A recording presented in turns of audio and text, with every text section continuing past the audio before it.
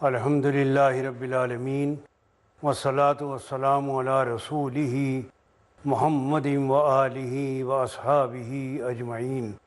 محترم ناظرین و سامعین، اسلام اور انسانی حقوق کے عنوان سے جو ہم نے گفتگو کا سلسلہ شروع کیا ہے، اس میں انفرادی حقوق کے بعد ہم نے سماجی حقوق پر بات چیت شروع کی، اور اب سماجی حقوق کے سلسلے میں جس عنوان پر ہمیں اپنی بات کو لے کر چلنا ہے وہ یہ ہے کہ اجر و ثواب میں مرد و زن برابر ہیں۔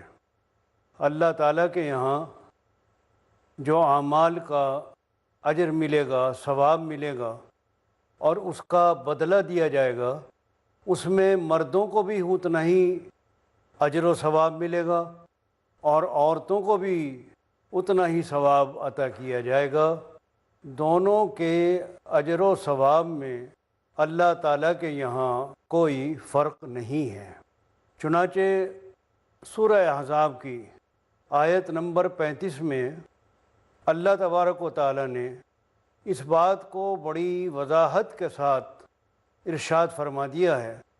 فرمایا وَالذَّاكِرِينَ اللَّهَ كَثِيرًا وَالذَّاكِرَاتِ أَعَدَّ اللَّهُ لَهُم مَغْفِرَةً وَأَجْرًا عَظِيمًا، کہ کثرت سے اللہ کو یاد کرنے والے مرد اور اللہ کو یاد کرنے والی عورتیں، اللہ تعالیٰ نے ان کے لیے بخشش اور مغفرت اور اجر عظیم کا سامان تیار کر رکھا ہے۔ یعنی کوئی فرق نہیں ہے، مرد اچھے اعمال لے کر آئیں گے، ہمارے ہاں ان کو اس کا بدلہ دیا جائے گا، عورتیں اچھے کام کر کے آئیں گی، ان کو بھی اتنا ہی بدلہ اور اجر و ثواب ملے گا جتنا مردوں کو ملتا ہے۔ اس کا مطلب یہ ہوا کہ اسلام میں دائرہ کار میں تو ضرور فرق ہے کہ مردوں کا دائرہ کار الگ ہے، عورتوں کا دائرہ کار الگ ہے، اور یہ دائرہ کار جو اللہ تعالیٰ نے مردوں اور عورتوں کا رکھا ہے وہ ان کی فطری بناوٹ کے اعتبار سے رکھا ہے کہ مردوں کی فطرت کا ایک تقاضا ہے، ان کے اندر اللہ تعالیٰ نے صلابت رکھی ہے، سختی رکھی ہے، مشقت جھیلنے کے لیے اللہ تعالیٰ نے ان کا بدن اسی انداز میں بنایا ہے۔ دوسری طرف عورتوں میں لچک رکھی ہے، نرمی رکھی ہے، نزاکت رکھی ہے، اور اسی اعتبار سے ان کی ذمہ داریاں متعین کی ہیں۔ اب یہ سختی اور نزاکت دونوں مل کر ہی سماج کی ضرورتوں کو پورا کرتے ہیں۔ اگر صرف سختی ہی سختی ہو تب بھی کام نہیں چلے گا، اور اگر صرف نرمی ہی نرمی ہو تب بھی کام نہیں چلے گا۔ دونوں ہی چیزوں کی ضرورت پڑتی ہے۔ آپ دیکھتے ہیں کہ اس دنیا کے اندر پتھر بھی ہیں جو نہایت سخت ہوتے ہیں، اسی دنیا کے اندر پھول بھی ہیں جو نہایت نازک ہوتے ہیں۔ تو پھولوں کی نزاکت اور لطافت اپنی جگہ بہاریں دکھاتی ہے، اور پتھروں کی سختی ہمارے تمدن اور سماج کی ضرورتوں کو پورا کرتی ہے۔ اب اگر دیکھیے پتھر نہ ہوں تو ہماری سڑکیں کیسے بنیں گی، ہماری بلڈنگیں کیسی بنیں گی؟ یہ پہاڑ پتھروں سے بنے ہوئے ہیں، تو یہاں ہمیں سختی کی ضرورت ہے۔ اس لیے اللہ تبارک و تعالیٰ نے ایسی چیز بنا دی ہے کہ جو نہایت سخت ہے، جس میں نرمی کا اور لچک کا کوئی سوال ہی پیدا نہیں ہوتا۔ مثال دے دی جاتی ہے کہ میں پتھر سے زیادہ سخت، بلکہ دلوں کی اگر سختی ہو تو اس کو مثال دی جاتی ہے کہ ان کے دل تو پتھر بن گئے ہیں، ایسے سخت ہو گئے ہیں جیسے اشد حجارتاں، جیسے پتھر سے بھی زیادہ سخت ہو گئے ہیں۔ بلکہ قرآن مجید میں تو یہ کہا ہے کہ پتھر میں سے بھی اللہ تعالیٰ چشمے نکال دیتے ہیں، لیکن بعض دل ایسے ہوتے ہیں کہ وہ اتنے سخت ہوتے ہیں کہ ان کے اندر سے کوئی پھوار نکلتی ہی نہیں ہے، کوئی چشمہ ہمدردی کا اور نرمی کا پھوٹتا ہی نہیں ہے۔ دوسری طرف نرمی کی بھی ضرورت ہے۔ اب یہ گلستان کی بہاریں، چمن کی یہ سب نکھار اور یہاں کے جو نظارے ہیں وہ پھولوں سے ہیں۔ اب اگر پھولوں کی یہ پتیاں نہ ہوں، جو نرم بھی ہیں، نازک بھی ہیں اور اپنی رونقیں بڑھانے والی ہیں، تو پھر دنیا کے یہ نظارے ہمارے سامنے نہیں آئیں گے۔ تو تمام چیزوں میں آپ یہ دیکھیے کہ سختی اور نرمی یہ دونوں چیزیں مل کر ہی ہمارے تمدن کی ضروریات کو پورا کرتے ہیں۔ اسی طرح اللہ تبارک و تعالیٰ نے انسان ایک بڑی عظیم اور بڑی با کمال اپنی مخلوق بنائی ہے، اور اس کے اندر طرح طرح کے گن رکھے ہیں، طرح طرح کی صلاحیتیں رکھی ہیں۔ ایک طرف مردوں کی صلاحیتیں ہیں، دوسری طرف عورتوں کے کمالات ہیں۔ دونوں چیزیں مل کر ہمارے انسانی سماج کو آگے بڑھاتی ہیں، ترقی دیتی ہیں۔ اس لیے یہ بات بالکل اپنی جگہ صحیح ہے کہ عورت اور مرد کے دائرہ کار کا فرق بالکل فطرت کے عین مطابق ہے، لیکن ان دونوں چیزوں کو کہ جو سختی بھی لیے ہوئے ہیں، دوسری طرف ایک مخلوق نرمی بھی لیے ہوئے ہے، اللہ تبارک و تعالیٰ نے آپس میں جوڑا ہے اور ایک خاندان کی شکل دی ہے۔ اسلام میں خاندان کی بہت زیادہ اہمیت ہے۔ یہ سمجھیے کہ خاندان ایک ہمارے سماج کا بنیادی انسٹیٹیوشن ہے۔ یہ انسٹیٹیوشن اتنا اہم ہے کہ یہ تعلیم گاہ بھی ہے، تربیت گاہ بھی ہے، آرام گاہ بھی ہے، سکون اور اطمینان کا یہ ٹھکانہ بھی ہے۔ یہ تمام اس کے اندر چیزیں سمائی ہوئی ہیں اس خاندانی نظام کے اندر۔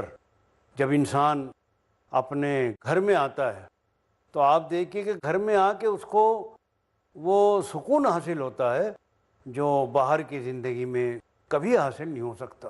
کیسا ہی کسی کا مکان ہو، کسی کا چاہے محل ہو، چاہے کسی کا جھونپڑا ہو، لیکن اسے اپنے ٹھکانے پر اور اپنی جگہ پر آنے کے بعد جو سکون و اطمینان حاصل ہوگا وہ باہر کی زندگی میں حاصل نہیں ہوگا۔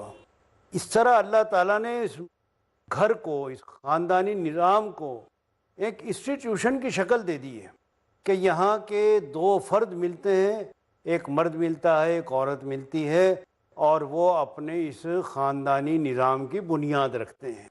اب ان کا نسل کا سلسلہ آگے بڑھتا ہے، اولاد ہوتی ہے، ان کی تربیت کا معاملہ آتا ہے، ان کی تعلیم کا معاملہ آتا ہے، خود مرد عورت آپس میں ملتے ہیں، ان کے تعلقات کے اندر ایک خوشگواری قائم ہوتی ہے۔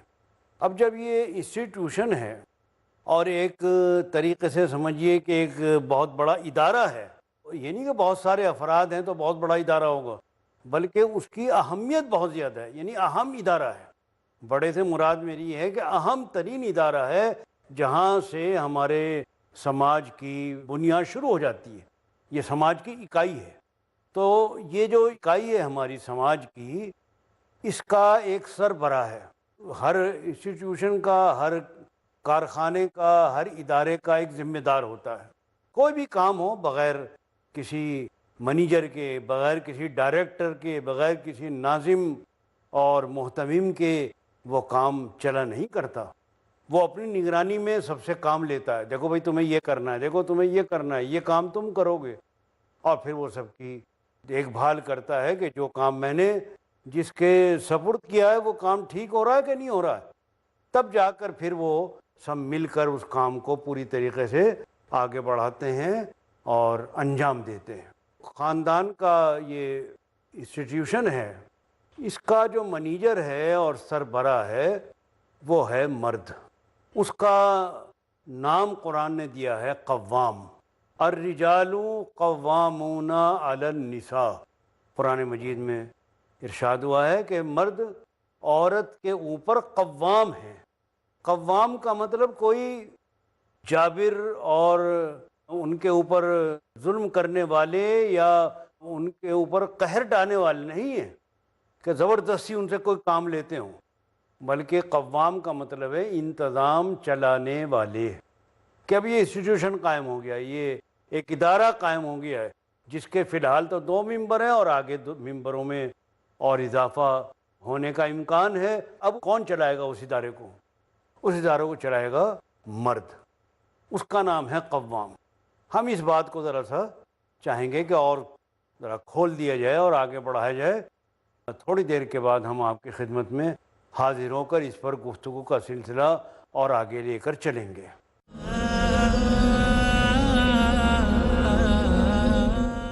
وقفے کے بعد پھر ہم اپنی گفتگو کے سلسلے کو آگے بڑھا رہے ہیں، اور بات جو ہماری پہنچی تھی وہ یہاں تک پہنچی تھی کہ مرد عورت سے مل کر ایک ادارہ بنتا ہے اور بڑا اہم سماجی ادارہ ہے۔ اس سماجی ادارے کا جو ڈائریکٹر کہہ لیجئے، منیجر کہہ لیجئے، ناظم یا محتمم کہہ لیجئے، اس کا نام قرآن نے دیا ہے قوام۔ قوام کا مطلب ہے قائم رکھنے والا اور قائم کرنے والا۔ اس نے قائم بھی کیا ہے اور یہ قائم بھی رکھے گا۔ کوئی اگر کسی چیز کو قائم کرتا ہے تو اسے اس سے بڑی دلچسپی ہوتی ہے کہ بھئی یہ چیز میری قائم کی ہوئی ہے، میں نے اس کو بنایا تھا، یہ قائم رہنی چاہیے، یہ ختم نہیں ہونی چاہیے، ٹوٹنی نہیں چاہیے۔ یہ قدرتی بات ہے کہ بنانے والے کو اپنی بنائی ہوئی چیز سے زیادہ تعلق ہوتا ہے، زیادہ انسیت ہوتی ہے، اور وہ چاہتا ہے کہ میری بنائی ہوئی چیز باقی بھی رہے اور مضبوط بھی ہو اور ترقی بھی کرے اور ہر طرح اس میں بہترائی آئے۔ تو چونکہ یہ ادارہ قائم کرنے میں سب سے بڑا حصہ مرد کا ہے، مرد پہل کرتا ہے۔ جب نکاح ہوتا ہے تو مرد آگے بڑھ کر پیشکش کرتا ہے کہ بھائی میں آپ سے شادی کرنا چاہتا ہوں، اور وہ قبول کرتی ہے کہ عورت اس بات کو کہ اچھی بات ہے، مجھے آپ کی یہ پیشکش منظور ہے۔ تو وہ دونوں مل جاتے ہیں، پہل ہوتی ہے مرد کی طرف سے۔ اقدام کرنے والا ہر معاملے میں مرد ہوتا ہے، نکاح کے سلسلے میں بھی اور تمام امور کے سلسلے میں، چونکہ عورت کے مزاج میں شرمیلا پن ہوتا ہے، حیاداری ہوتی ہے، اس لیے وہ از خود پہل کرتے ہوئے جھجک محسوس کرتی ہے۔ بعض اوقات عورت بھی ایسا کر سکتی ہے کہ اپنی طرف سے پیشکش کرے کہ کیا آپ ایسا کر سکتے ہیں، لیکن بہرحال زیادہ تر پہل مرد کی طرف سے ہوتی ہے۔ تو مرد اس ادارے کا بنانے والا ہے، وہ چاہتا ہے کہ یہ ادارہ زیادہ زیادہ قائم ہو۔ اب وہ اس کو پوری دلچسپی رکھتا ہے کہ اس کے اندر کہیں سے کوئی کمزوری نہ آنے پائے، کسی طرف سے کوئی رخنہ پیدا نہ ہونے پائے۔ اگر ذرا بھی وہ دیکھتا ہے کہ کہیں کسی طرف سے کوئی کمزوری آ رہی ہے تو فوراً اس کو وہ دور کرنے کی کوشش کرتا ہے۔ اگر وہ دیکھتا ہے کہ میرا جو دوسرا ممبر ہے، میرا پارٹنر ہے، وہ میرے ساتھ تعاون نہیں کر رہا ہے، تو وہ کوشش کرتا ہے، اس کو سمجھاتا بجھاتا ہے کہ دیکھو ہم نے مل کر ایک زندگی گزارنے کا فیصلہ کیا ہے، یہ ہماری زندگی کا ایک انسٹیٹیوشن ہے، اس کو ہم قائم رکھیں اور تم اس میں مدد کرو، اور تمہاری یہ کمزوری ہے تم اس کو دور کرو۔ اس کو وہ سمجھانے بجھانے کی کوشش کرتا ہے، اور اگر وہ نہ سمجھ میں آئے اس کے کہنے سے بات، تو پھر وہ تھوڑا سا آگے بڑھ کے کوشش کرتا ہے اور زیادہ، اور پھر اس کے ساتھ وہ خوابگاہ میں اس کو اکیلا چھوڑ دیتا ہے، تاکہ اس کے اوپر ایک نفسیاتی طور پر اثر پڑے کہ بھئی میرا مرد میرے ساتھ نہیں رہتا ہے اور رات کو الگ سوتا ہے۔ تو دونوں کے اندر ایک طرح سے احساس پیدا ہوگا، مرد بھی محسوس کرے گا کہ میں الگ رہ رہا ہوں، اور عورت کو زیادہ احساس ہوگا کہ دیکھو میرے ساتھ وہ نہیں لیٹتا ہے، نہیں رہتا ہے، تو وہ محسوس کرے گی کہ غور کرے گی کہ شاید میرے اندر کوئی کمزوری ہے جو میری وجہ سے وہ نہیں، تو وہ اس پر غور کر کے اس کو دور کرنے کی کوشش کرے گی۔ یہ حسن معاشرت کا ایک بہت بڑا حصہ ہے۔ اور اگر بات بہت آگے بڑھ جائے تو پھر وہ قرآن پاک میں ہے کہ دونوں طرف سے کچھ ثالث لیا جائے، ایک ادھر سے مرد کی طرف سے، ایک عورت کی طرف سے، اور وہ دونوں ایک دوسرے کو سمجھائیں، کوشش کریں کہ بھئی اس میں جو کمزوری ہیں وہ دور ہو جائیں۔ تو بہرحال اس کا وہ قوام ہے۔ تو اس کے قوام ہونے کی حیثیت سے کچھ اس کے اختیارات مرد کے مقابلے میں دنیا میں زیادہ ہیں، دنیا میں زیادہ ہیں۔ مثال کے طور پہ اس کو ڈائریکٹ حق دیا ہے کہ اگر وہ دیکھتا ہے کہ ادارہ کام نہیں کر رہا ہے تو اس کو توڑ سکتا ہے، ڈائریکٹ توڑ سکتا ہے۔ عورت کو ڈائریکٹ توڑنے کا حق نہیں دیا، انڈائریکٹ حق دیا ہے۔ انڈائریکٹ کا نام قرآن کی زبان میں ہے خلا، کہ وہ وابستہ دوسرے لوگوں کے مطالبہ کر سکتی ہے کہ تم مجھے آزاد کر دو اس نکاح سے جو ہم نے قائم کیا تھا، اس کو نام خلا دیا گیا ہے۔ تو اس طرح دنیا کے اندر تو مرد کی کچھ اختیار بھی زیادہ ہیں اور ذمہ داریاں بھی زیادہ ہیں، اس کی ذمہ داری یہ ہے کہ وہ اپنی پوری فیملی کا، اپنی بیوی کا بھی، بچوں کا بھی، ان سب کا مالی طور پر ذمہ دار ہے۔ سب کے اخراجات اس کے ذمہ ہیں۔ عورت کے ذمہ کوئی خرچ نہیں، کسی قسم کا خرچ نہیں، نہ اپنا اور نہ بچوں کا۔ اگر کوئی عورت صاحب جائیداد بھی ہے، مالدار ہے، اور اس کے پاس کافی گنجائش بھی ہے، تب بھی وہ اپنے مصارف زندگی اپنے مرد سے طلب کرنے کا حق رکھتی ہے۔ مرد یہ نہیں کہہ سکتا بھائی تمہارے پاس تو اتنی زمین جائیداد ہے، تمہاری تو اتنی آمدنی ہے، تم میرے سے کیوں لے رہی ہو؟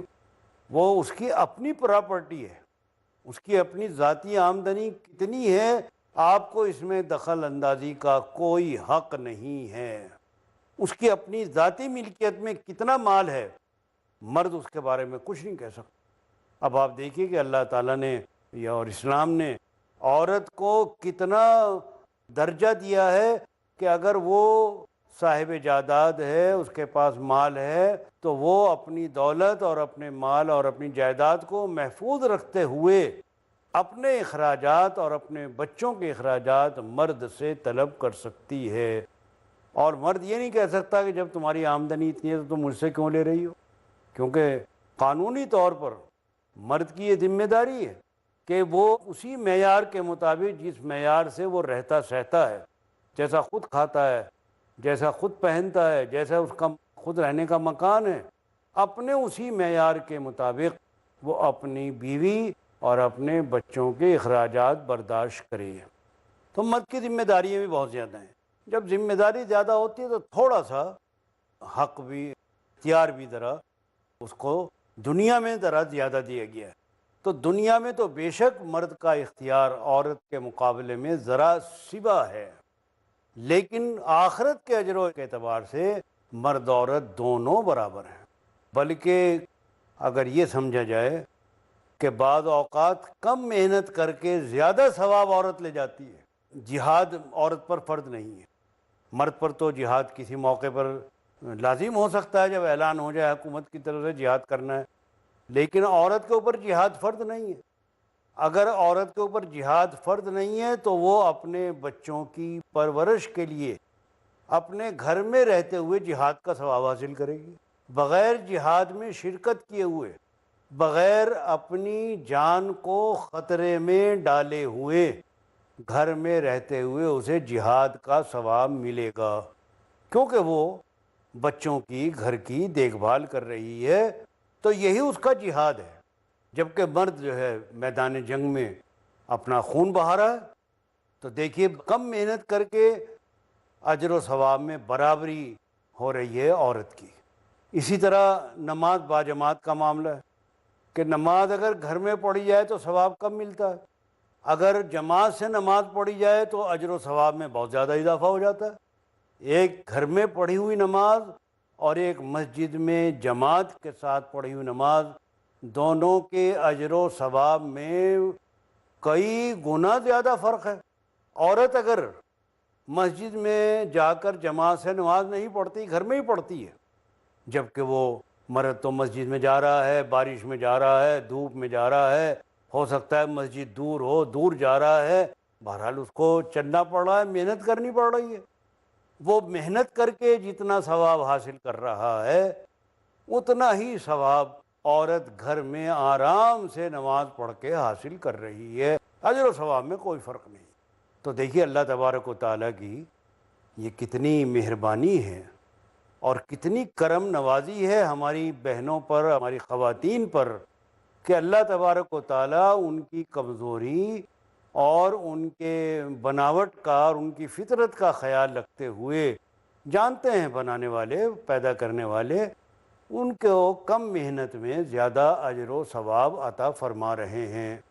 میں نے آپ کے سامنے سورہ احزاب کی آیت پڑھ کر سنائی ہے، اور جگہ بھی قرآن پاک میں اس کا ذکر ہے، من عمل صالحا من ذکر و انثی وهو مؤمن فلنحيينه حياة طیبہ وَلَنَجْزِيَنَّهُمْ أَجْرَهُمْ بِأَحْسَنِ مَا كَانُوا يَعْمَلُونَ۔ اس آیت میں بھی عورت اور مرد دونوں کو برابر کے اجر و ثواب کی بشارت دی گئی ہے۔ من عمل صالحا من ذکر او انثی، چاہے وہ مرد ہے چاہے وہ عورت ہے، جو بھی اچھے کام کر کے آئے گا، دونوں کو ہم دنیا کے اندر ایک صاف ستھری مطمئن زندگی عطا فرمائیں گے۔ فَلَنُحْيِيَنَّهُ حَيَاةً طَيِّبَةً وَلَنَجْزِيَنَّهُمْ أَجْرَهُمْ بِأَحْسَنِ مَا كَانُوا يَعْمَلُونَ، اور آخرت میں ان کو ان کے اعمال کا بہترین اجر و ثواب عطا فرمائیں گے۔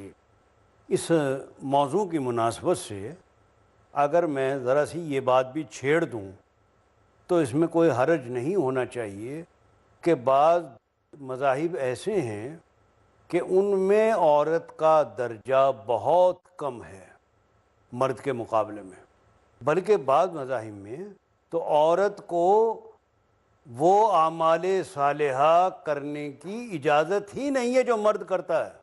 بعض مذاہب میں عورت کو اجازت ہی نہیں ہے، مثلا مرد پجاری بن سکتا ہے لیکن عورت کو یہ اجازت نہیں ہے کہ وہ پجاری کی ذمہ داریوں کو ادا کرے۔